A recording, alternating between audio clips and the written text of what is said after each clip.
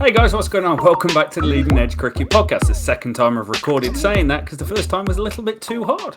We're back, it's England Watch, and we're working through our England depth chart. We did it last year and we worked our way through top 10 in each of the different positions to show you what's going on. This year, well, we've done openers, and now we're moving into England's abundant middle order, Rich. It is stacked. It is stacked, and we're doing this just after the squad for the Ireland test has been announced. So we know we're filling some gaps in, aren't we? We're filling in what's coming down the road, but we know what's in there at the moment. It is ridiculous. There is no room in the middle order for England at the minute. And that's how we're going to start it. Last year, I think we started it. We did 10 all the way through, but we know who's in the spots at the moment, don't we? So we're going to start with the incumbent batsman in a moment, and then we'll roll straight through, won't we? There are also, we're talking about, when we're talking about middle order, we're talking about 3 to 5. We're not talking about 6 because that's the spot we see. Obviously, Ben Stokes, that's the all-rounder spot for England, isn't it? So between 3 and 5. On this list, though, the players that could play in any of those positions, but there are some that potentially we think could be a number 3 rather than a 4 or a 5. So that's how we're going to roll here, Rob. Shall we get underway? Let's get underway. One interesting point, when we did this a year ago, we said there's holes everywhere in this England lineup. Fast forward 12 months, no one's changed and the holes are plugged. So someone's worked some miracles somewhere. Start us off at the top, Rich. Number 1. Number 1, we're going to call it 1A, and that is Ollie Pope. Now, we're not saying Ollie Pope is the number 1 middle order player, but he is the number 3 at the moment. So he's sitting there, he's going the top. We'll then have Root, we'll then have Harry Brook. So Ollie Pope, 25. Has there been a more prolific player in county championship in recent years, Rob? Probably not.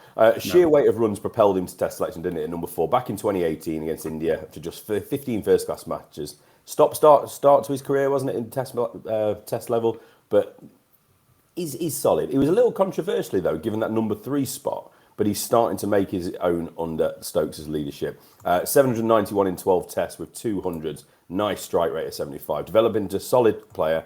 He was given the unofficial vice captaincy ahead of the Winter Test Series in New Zealand and Pakistan, but has since been officially given that role as we move into this summer.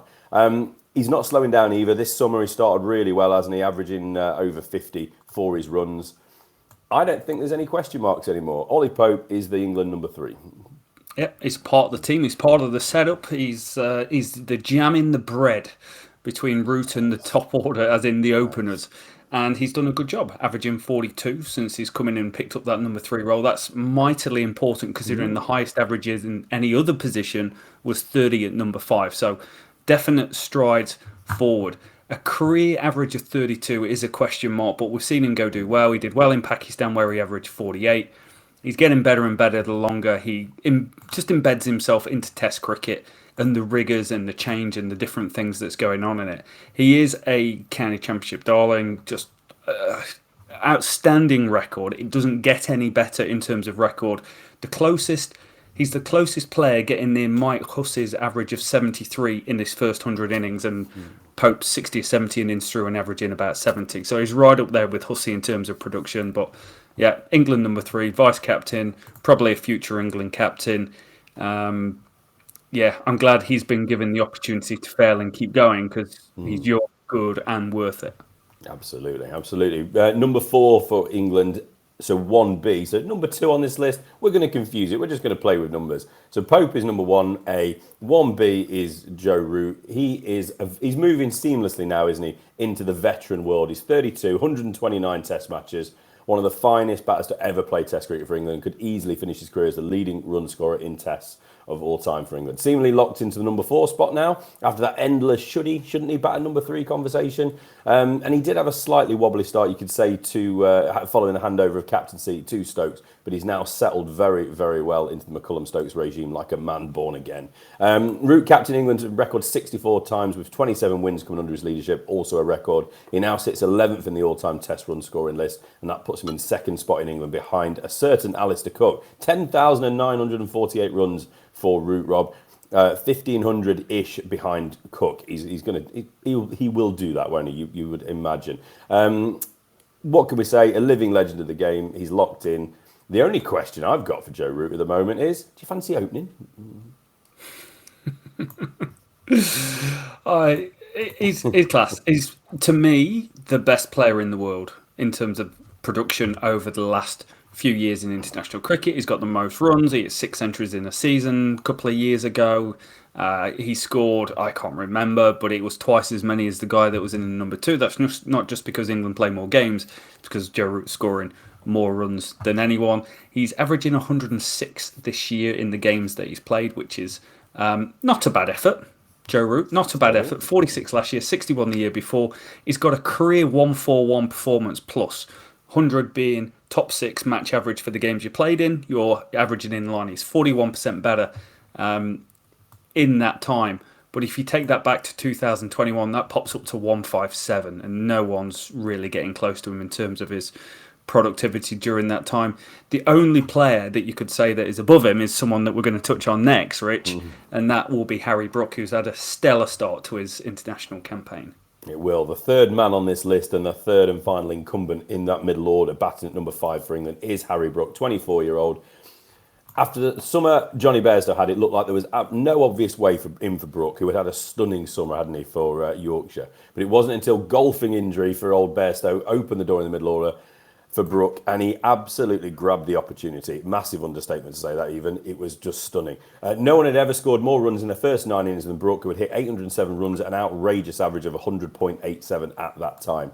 That record now stands at 809 runs at 80.9 after his 10th innings. Strike rate of 98.77 is ridiculous. And his record at Test level already includes 400s and 350s. Obviously, there is no way Brook can be manoeuvred out of this team, although he's only been playing IPL at the minute, and not brilliantly so. So we had the whole debate this week about Folkes being dropped and Bairstow giving the wicket-keeping gloves. I mean, how the heck could you have dropped Harry Brook? But that was part of the conversation. We shouldn't really forget in this conversation the form Brook was in that earned his call-up initially. Last summer, 967 runs in 12 innings, an average of 107.44, almost normal average for Brook, really, isn't it? 300s and a high score of 194 and a strike rate of 75. Great to see players like him demand to be picked after English cricket fans of a certain age had to settle for too often for players who didn't really demand their inclusion. Brook was the opposite of that, and we cannot wait to see where he goes from here. Yeah, he earned that call-up. He was good the previous 2 seasons compared to last year as well. He averaged 16 over the top 6 average in the games he played in 2020 and 11 over it in 2021. But last year, averaged 64 more than them. He was 151% better than the top 6 of the matches he played in. And he was 183% better than the top 6 for batters throughout the course of the season. Definitely earned it. Definitely hit the ground running. There were question marks the first time I saw him in Test cricket where he got out hooking in about the third. I don't know. He scored about 12 and got out hooking, and I was like, "Oh crikey, can he make the change?" We've seen him do well in white ball cricket for England colours. Can he make the change to red ball? And it's an impeccable record. He's got 7 scores of 50 and above in 6 Test matches. It's a quite remarkable record. He averages 38 above the top 6 average for the matches he plays in. So he's not just doing it on roads where it's 500 for 4 plays, 500 for 4. He's doing it, and he's doing it fast, and he's flirting with records. Gilbert Jessop's record of the fastest England Test century that's been held forever and a day. He's flirted with that twice. The 98 strike rate is particularly scary. And averaging 82 in New Zealand against that New Zealand attack. I know it wasn't quite the Trent Bolt Southie show because Bolt wasn't there. He was down the road sitting having a cup of tea because he hadn't got a contract. But people don't come to New Zealand and score a load of runs except Harry Brook. That's how good he's been. Yeah, absolutely exceptional. So the man he replaced, Rob, number 4 on this list, we're going to put in Johnny Bairstow. Now, there is an argument to say that since he's been told he's going to be keeping wicket this year, batting 7 for England, he probably shouldn't be here. Maybe Dan Lawrence should be above here. Spoiler alert. But we're going to keep Johnny Bairstow on here because we think if there's an injury to one of this top 3, surely Johnny Bairstow should be the man to take that spot, especially if it's at that number 5 where he was so successful last year. And let Folkes keep the gloves. But we shall see. I think it would be doubly harsh on Folkes, wouldn't it, though, if Bairstow did keep the gloves if, let's say, Brook went down with an injury or a dramatic loss of form. But, again, we shall see. He could bat anywhere, really, couldn't he? I said about Root, fancy opening. Johnny Bairstow was part of that conversation as well, of fancy opening, because that appears to be where the obvious gap is. Zach Crawley at the moment, but he is where he is at the moment. if not for that very serious injury, he would have obviously continued his fine form at number 5 over the winter, and we probably would have still been waiting for Harry Brook to be given his chance, which is crazy to think about now. Strange how this game can go. He's had a so-so return to county cricket so far this year with the bat, but he's proved his fitness, and I don't think there was ever a doubt that he would reclaim a spot in the Test 11. 89 tests for Bairstow so far, 5,482 runs with 1,200s. He's in the team, we know he is, but he's absolutely the number one cab off the rank to come into this middle order if there's an injury. I really thought you were going to say he's number one in our hearts then. I thought that's where you were going with it, but you were nowhere near going with it like that. Everyone loves a bit of big Johnny Bairstow. Great cricketer, great attitude towards how he plays the game. Really proud to play for England. Huge fan of what he goes and does. Some interesting stats about it, what he's doing. He averages 37 as a test match cricketer. That's pretty good. 37.04 from 89 matches. He's been dropped more times than I care to know. His average above the top 6 average for the matches he played in is 2.64. You say that might not be very good. Well, Andrew Strauss made a career of 100 test matches with 1.69. Matt Pryor 1.38. Paul Collingwood 1.03. So it is actually pretty good. It's just skewed when you look at someone like a Jonathan Trott with a 6.53 or Joe Root 14.51 above the top 6 match average for the games he played in. So excellent cricketer. He averaged 189 against spin last year, which doesn't go under the radar, and the conversation's going, do you put Bairstow at the top of the order and have him open? He averages 33 in Test cricket from the matches we've got available from crickmetric.com, and there's a dashboard on www.leadingedgecricket.com you can look at. 33 against pace, 47 against spin. He's a middle order player. He's a great middle order player. He's great against spin and white ball. It's why England have manoeuvred him around the lineup to have him in the middle rather than at the top all the time. And a great strike rate, 55 against spin and 58 against pace. And his form the last couple of years has just been outstanding. One of a handful of players to score 6 centuries in a calendar year in Test match cricket. He's just getting better. Since 2020, he's got a strike rate of 65. Since 2022, he's got a strike rate of 76, and he's 73% better than the top 6 in the matches he played, and he does it in the last innings to go and win games. So, great player. Yeah, absolutely. The only concern, I mean, this isn't the wicket-keeper conversation, this is the middle-order conversation, and Johnny Bairstow, the middle-order player, is ridiculous. The only concern we've got with Johnny Bairstow going in, and it's something to probably mention today, is we wanted him for a long time to have a specific role in this Test side. He got it last year, and he performed outstandingly well. What we're doing now is bouncing back. Oh, because he can keep wicket, let's give him the gloves again. And his record with the gloves is nowhere near the same as what it is when he doesn't keep wicket anymore. And that's the concern, isn't it? We spoke about it the other day. All his hundreds, whilst keeping, have come in the first innings of a game. So how's that going to impact England and obviously Bairstow's performances when he's got the gloves rather than this middle order, absolute dominant monster of a run machine? But for the third time today, we shall see. So, right, number 5, Rob. We're into the bit of a grey area now of who might be the next ones. However, Dan Lawrence of Essex, the 25-year-old right-hander, is in the England squad. He was named as the reserve batter for that squad, the only reserve batter. So he has to be on this list, next man behind Bairstow. Interesting question to ask how Lawrence would have performed if his starting Test cricket had come with McCullum and Stokes at the helm rather than Root, Silverwood, etc. A really talented and aggressive batter. He's seemingly ideally suited to this new style of play, isn't he? And he'll be hoping he can amass the runs necessary to keep his name as close as possible to the Test side. He's not done that yet. He's had a steady season so far, averaging about 33 for the runs he has made. Last year was a bit of a shocker, wasn't it? Just 420 runs at 22.1 in 19 innings at 100 and 150. That's not good enough for really England conversation. However, we find ourselves in a situation where Dan Lawrence did go over and tour with the Test side this winter. So he's clearly in their thoughts and they clearly like him. It would have obviously been a great boost to him to have that selection in the New Zealand Test squad over the winter. And he's a player of talent and ability. We spoke about this really, didn't we? If Bairstow was to take the gloves, there is an argument to make you would expect Lawrence to be the next man for consideration. And that's how we've found things here this year. Whether he's deserving to be in this spot at the moment, that's an absolutely another question. And we always want people to tell us what they think. What do you think, Rob? Should Dan Lawrence be at number 5? No, is my answer. No, I don't. Sorry.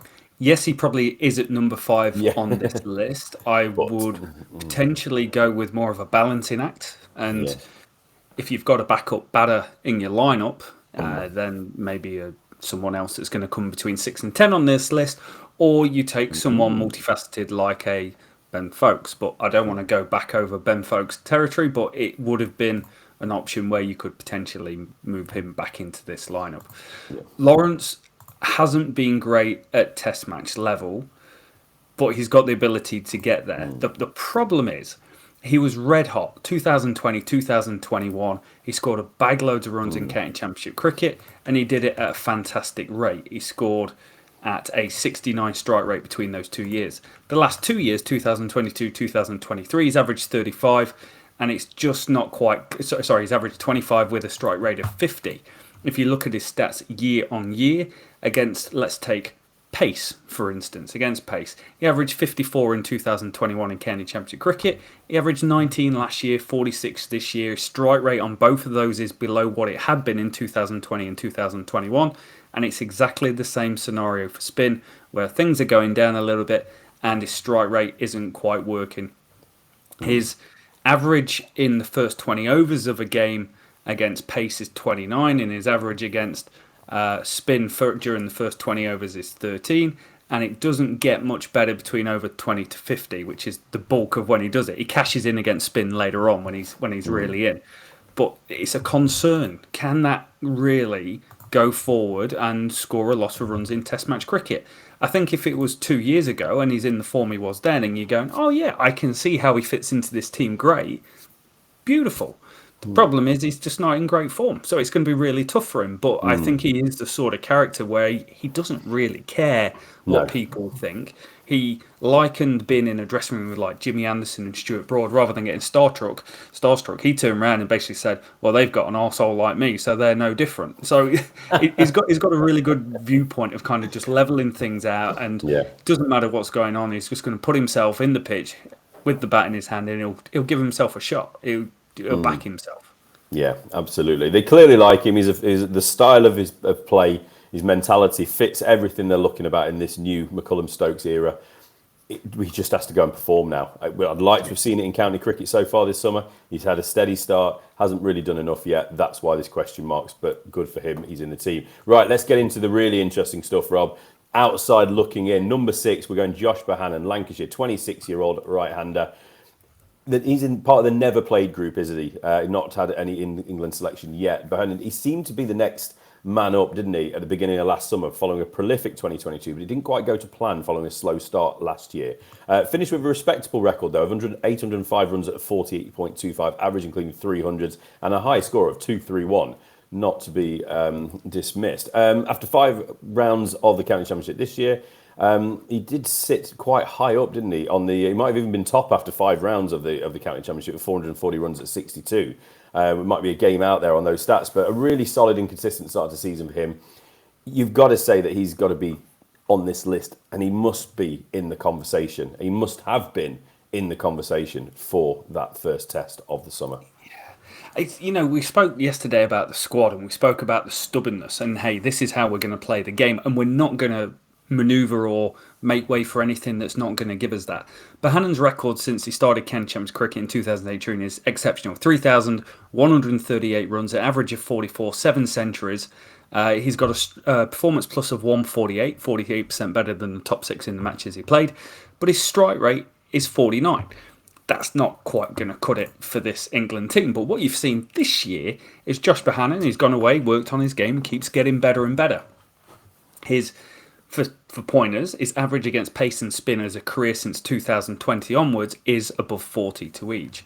This is up to round 4 of the county championship, but his strike rate against spin this year has gone through the roof. It is now 96. That was nearer 50 last year, and it was in the 40s the previous 2 seasons. So you're seeing a complete change of his game and how he wants to approach it. His strike rate against seam has gone up. That was down at 36 last year and has shot up to 57 this year. So he's scoring runs, he's scoring them faster, and his average is even higher. And he's going and converting. He's a great cricketer. When we saw him on the Ashes tour, England Lions played a game. I looked at him. I was like, this guy is good. This guy is seriously, seriously good. He played a great knock against Notts. I think in both innings he was pretty good against Notts, to be fair.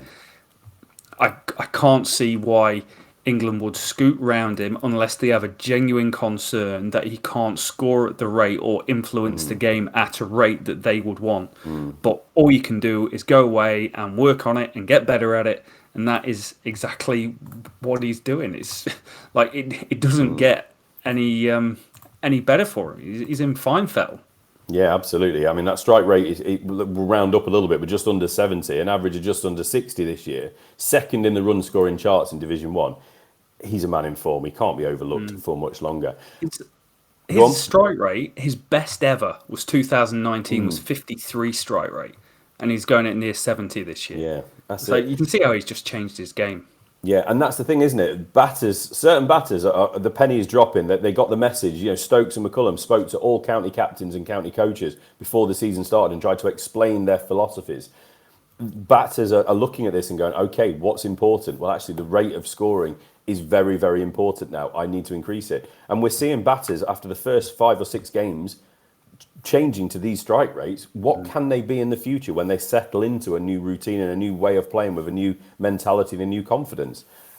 It's sky's the limit for some of these players. Just because someone's batting at the minute at a 50 or a 60 or a 70 doesn't mean that that's not going to increase in the near future. They're just sort of getting into things, aren't they?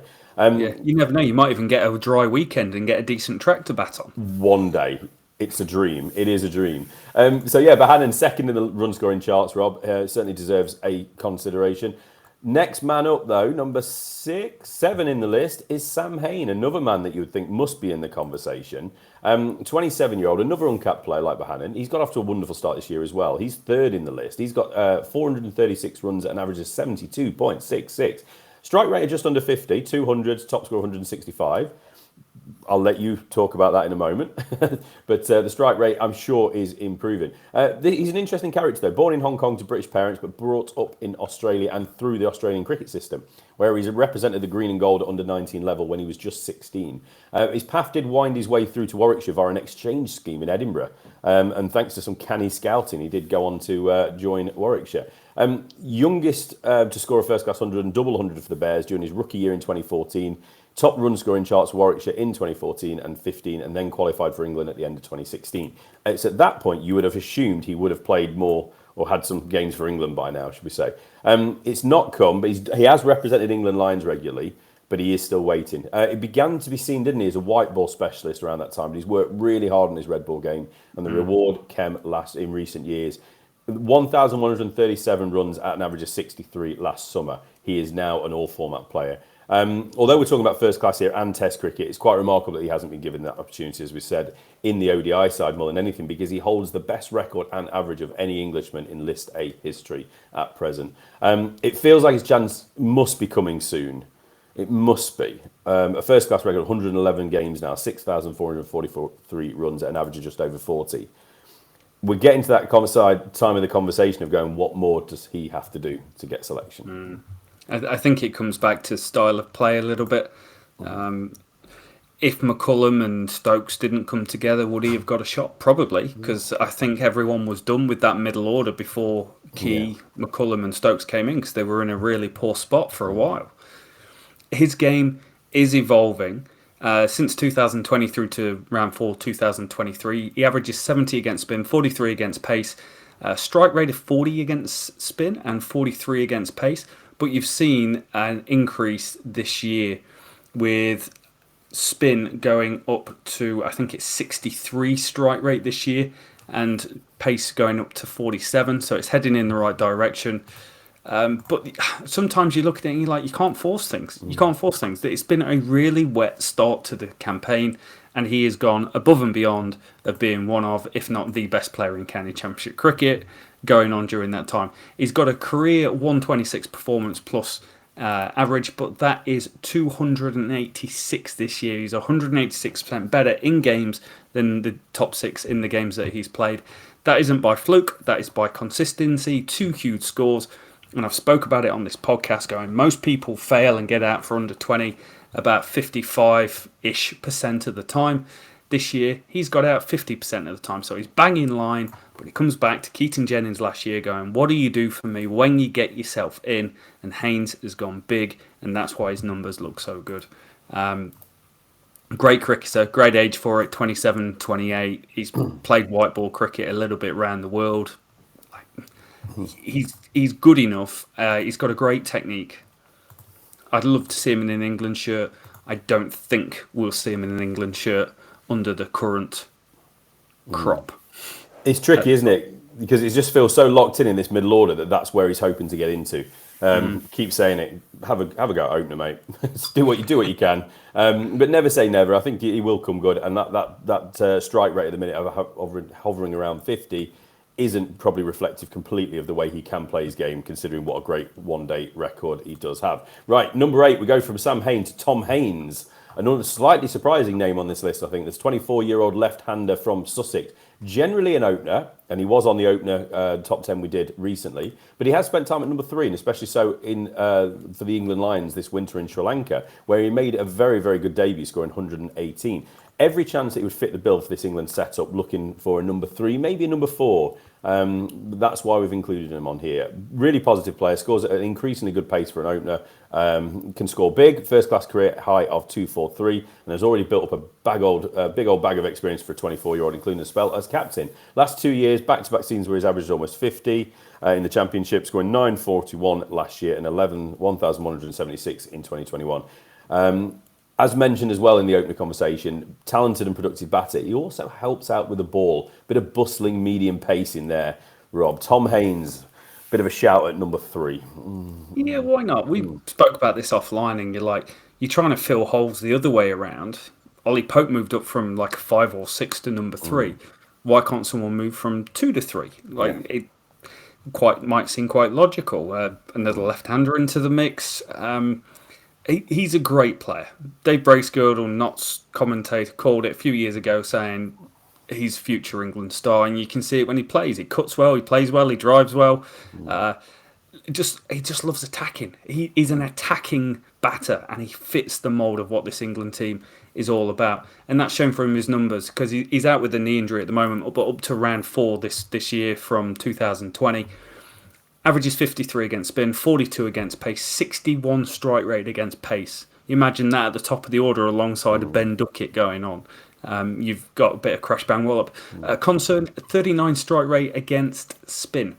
Not sure what that's about, but there is improvement. This year he's been a lot better against spin. Yes, he averages 26, but his strike rate has been up there at 84. So taking a different approach towards spin. Does average over 40 against pace bowling and against spin in the first 20 overs of the game. I'm not sure how many times you face that. And since 2021, second most runs in the country behind Sam Hain. That's 6 centuries in that time. A performance plus against the match average of 110, so 10% better than that the matches that he played in. That's impressive considering you've had people like Pujara in the game that's bumping that number up and up and up. And you've had Ali Orr, who's been in great form as well. It's been a run fest at Sussex. No wickets, just runs. But he's still been better than that. Yeah, absolutely. Yeah, good shout, I think, at number 8. Right, number 9, Rob, how could we compile a list of middle-order batters without including a certain James Vince, the classic 32-year-old Hampshire right-hander? Always seemingly in this conversation, isn't he? As soon as a test side being announced, the mentions will not be far away of get James Vince in. Made his test debut back in 2016. Hasn't had the best record, 13 tests to date, an average of 24 for his 548 runs. Obviously one of the most talented and productive batters in first-class cricket for the best part of a decade now, with stats to back it up. He has been back in the England setup of late, though, hasn't he? But more with the white ball. So it does show that he is a man who's still in the selector's thoughts. Whether he'll work his way back into the test side, though, certainly with such quality in the team and ahead of him on this list, and with time, you could argue, not on his side at the minute, is another question. But James Vince is in there, Rob, at number 9. Ooh, it's going to make a lot of people happy, that is.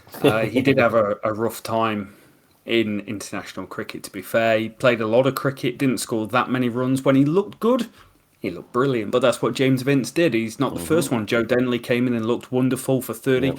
And unfortunately, James Vince fell into a similar conversation that he would just find a way to go and nick off. He played spin really well in Test match cricket. He averaged 58 against it, but he averaged 19 against seamen. Always found a way to get himself out, unfortunately. He does average better in county championship cricket. Obviously, he's got a last 3 or 4 years, averages 40 against pace, 49 against spin, and a 67 strike rate against spin and a 62 strike rate against pace. So you hypothetically talk of a situation, you being me, and we're in India and 2 or 3 guys, Ben Stokes' legs dropped off, Bairstow's buggered his other leg. Harry Brooks got, I don't know, he's had a dodgy curry while he's over there. The coach not agreed with him. And you're in this position, you're like, who could do a job in the middle order? James Vince could do a good job for England in the middle. Well, he could do a job for England in the middle order. He'd probably go out there, he might average 30, but actually, that sort of situation, playing in that sort of country, may even suit him even better. Absolutely, absolutely. Or never far from the thoughts, is he? I think that's the best way of putting it. Another man that always used to be part of the conversation whenever England squads are being announced, you'd always get the odd shout for this man at number 10, the last man on the list, Tom Abel of Somerset, 29 now. Long seen as having bags of talent. Made his debut way back in 2014 and was given the captaincy as a 23-year-old. Didn't have it all his own way at that point, but he's been a real consistent performer since. 1400s and over 6,000 first-class runs at a 34, 35 average. Consistent performer. It's one of those players, isn't it?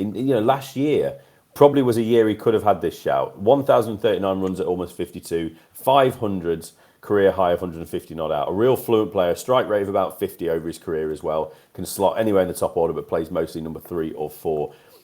He did get a call up over the winter, didn't he? England white ball. He was hoping to make his debut in Bangladesh, but he got an injury. Really frustrating for him. A player that could still contribute over all formats, and with this New England mentality, is one that could make a real impression if he was ever given an opportunity. It kind of feels like it's probably a bit been and gone these days for Tom Abel, but just on the county circuit, fine performer. Absolutely nothing wrong with it.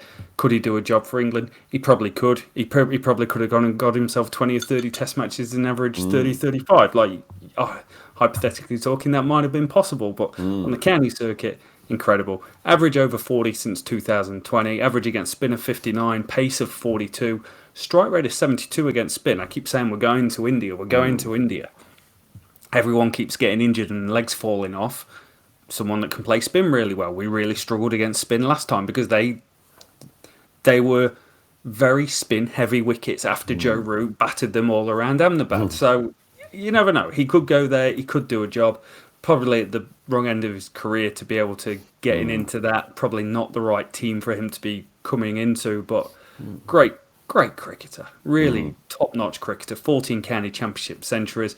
Year in, year out. Puts up high averages.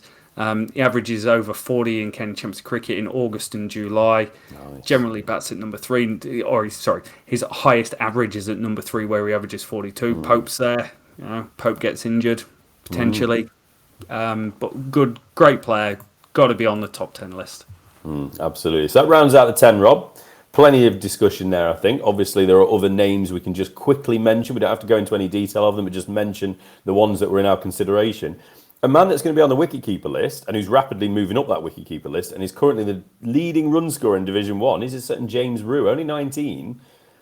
How can he not be part of this conversation? Yes, he's a wicketkeeper, but if he's scoring that amount of runs, 400s already in his 20-something innings in first-class cricket, he has to be a part of the conversation. A few other young players first, Rob, and then I'll let you jump in, is Jack Haynes of Worcester. Not had the best summer so far, but a player with immense talent. Jamie Smith of Surrey, similar to Rue, he can keep wicket as well. Really good player. Jordan Cox I put on there of Kent as well. Just a few of the young players. There are others behind there, but this just the first ones that come into mind. Yeah, I'll probably take the elephant in the room. I'm going to say Joe Clark. Because Joe Clark was liked by England and was in contention for a call-up at one stage over the last 18 months. Not the most liked guy on Twitter, but his performances, excellent white ball player, tours the world, gets a load of money, and does really well for himself. As a red ball player, he's flattered to deceive over the last few years, unfortunately. Average of 36 last year, 35 last year, 36 the year before, 37 before that, 31 before that, 26 this year. It's just a constant stream of not quite being at the level that you would really want him to be at to go and score runs. He does average 4 above the top 6 match average that he plays in, but just hasn't done enough I feel to be in contention, and that's what we were saying when he was in contention, that he's not scored enough runs. Other players such as David Milan could come in and would probably do quite well and continue with his kind of. I'll probably make a couple of good really 80s, look beautiful, play one of the finest cover drives in the game. But I'll find a way to get out, and then I'll probably get quiet during the series as it goes on, which is a bit of a Milan trait, unfortunately. Yeah.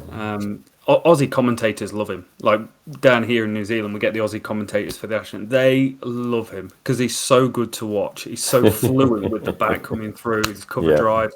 They love him, but that's for the first test match, and then they realise, oh yeah, we can get him out cheaply every time. So, nothing wrong with him. We didn't see anything here. So great players. The other one we touched on was Ben Foakes. Ben Foakes could be a middle order batter in this England team, good enough with the bat, without keeping with the gloves. Yeah, it could be. Just doesn't play the way it's the way I play. It just doesn't play the way you want a middle order batter to play.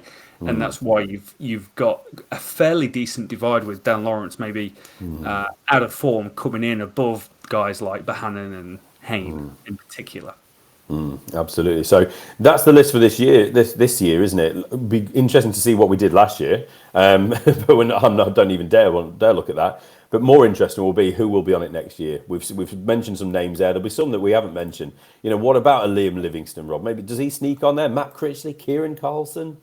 Plenty of players out there. There's a couple of young pups as well getting into the game as well, who are more, a lot of all-rounders. Seems to be some of these young players. They've got a bit of ability both sides of the ball. So loads of talented players out there. I think that's a solid 10. I don't think you're going to be looking past 6 or 7 maybe on this list this summer. But there's certainly a lot of players that are very, very worthy of England's consideration. Let us know your list down below, because obviously you've got the 1, 2, 3, 4 as is, and Lawrence at 5, because that's where England are holding him at the moment in terms of next man in. Who makes your list? Who's your outside calls? Who's your guy? Who is it that's going to be in your team for when we go and play India, or a couple of injuries go down during the Ashes? So let us know down below. You can always catch us on Twitter at Leading Edge Pod. You can subscribe to us. That would be great. And if you could leave us a 5-star review, that would be even more great. It puts more eyes on the prize and allows more people to find us. So thank you so much for watching. We'll be back. Next time we've got either all-rounders or wicket keepers. That's going to be an interesting one. We'll catch you then.